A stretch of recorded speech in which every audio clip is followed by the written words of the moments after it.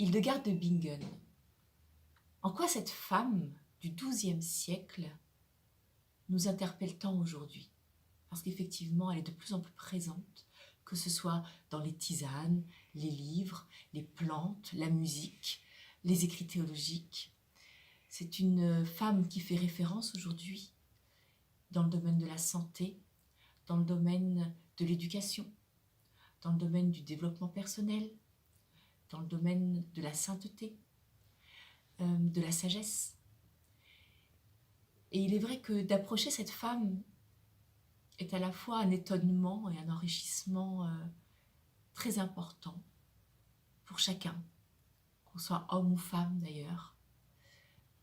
Hildegarde est du XIIe siècle et nous sommes aujourd'hui au XXIe siècle.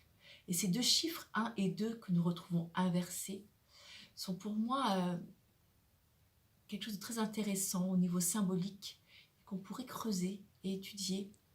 Le chiffre 1 chez Hildegarde peut manifester son unicité, bien sûr, le fait qu'elle ait cherché toute sa vie à unifier les différentes dimensions de sa personne, que ce soit la dimension physique, la dimension intellectuelle, les émotions et la dimension spirituelle. Ce chiffre 1 manifeste donc l'unité dans la diversité qui est manifestée par le chiffre 2, ces oppositions, pouvoir temporel, pouvoir spirituel, aspiration personnelle et vivre ensemble, bien commun.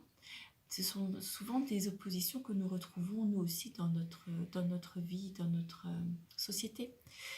Ce chiffre 1 va aussi particulièrement manifester l'aspect innovant et inédit d'Hildegarde, le fait qu'elle ait osé faire confiance à ses aspirations, à son intuition, pour créer quelque chose qui n'existait pas, jusqu'à faire danser ses religieuses, les cheveux lâchés, donc pas leur couper les cheveux, mais les faire danser devant le Saint-Sacrement avec des robes de soie, les cheveux détachés, des couronnes sur la tête, jusqu'à créer de la musique dans un style qui n'est pas le style grégorien habituel, avec un ambitus très large, et vraiment un style très propre à elle.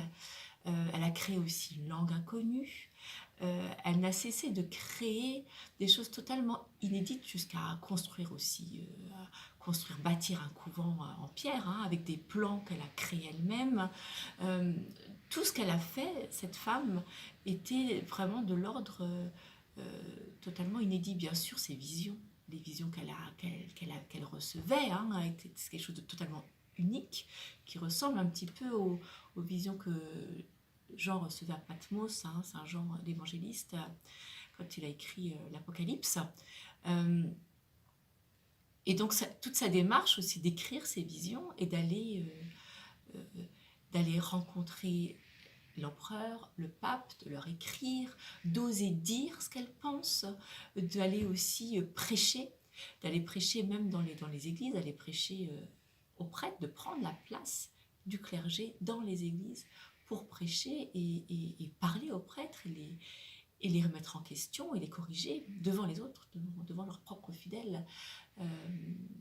Donc c'est une femme qui a eu l'audace et le courage de la vérité et de la justice, en tout cas de ne pas laisser taire des choses qui sont destructrices et qui portent préjudice à l'humain, et de porter une parole vivante, vibrante, et qui restructure et qui relève.